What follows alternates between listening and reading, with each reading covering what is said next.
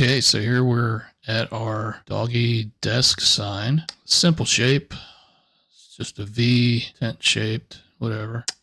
And we got our SVG here, a paw print and some text. Pretty much whatever you want.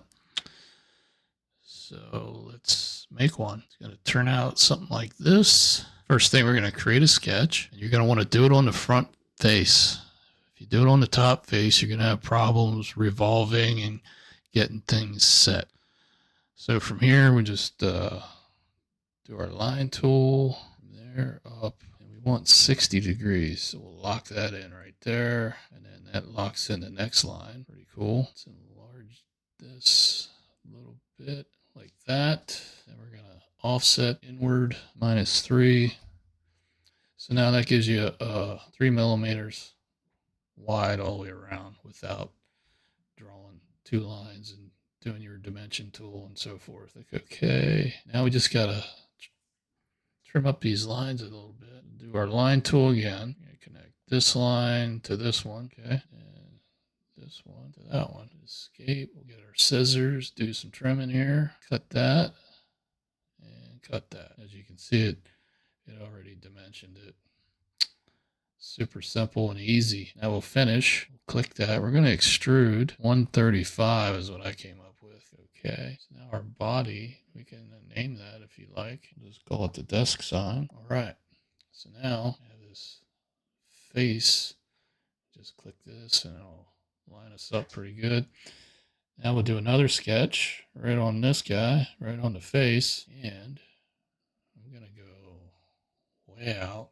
We're going to insert our SVG. It'll be this one. So as you can see, it's really large. So we're going to scale it down to 0.8.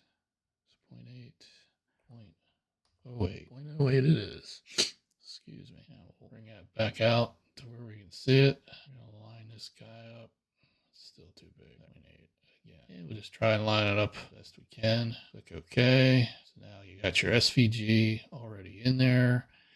And we're going to use this sketch again, the same sketch, to put our text in. And I think I'll start, that's a little too close. We'll go from here down to that one, We'll put the Dan's desk. All right.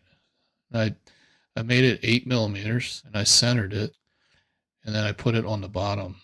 I mean, you can center it in the center to the top. I think it looks good on the bottom. Okay, that's all we really need in our sketch there. We'll finish that. Now we'll extrude. We're going to extrude everything here. We're going to do -0.4. That's going to cut. That's what we want. We're going to cut that. And we're going to go to extrude again. We're going to choose everything again. Only difference this time, you got to get each letter one at a time. And now we're going 0.4 millimeters. We're not going to join. We're going to do the new body, and I'll show you why. Okay. All right. So you got all that completed. Great job. Now we're going to the appearance. We're going to color this. I thought I had some favorites in there. I guess I didn't. We're going to do yellow.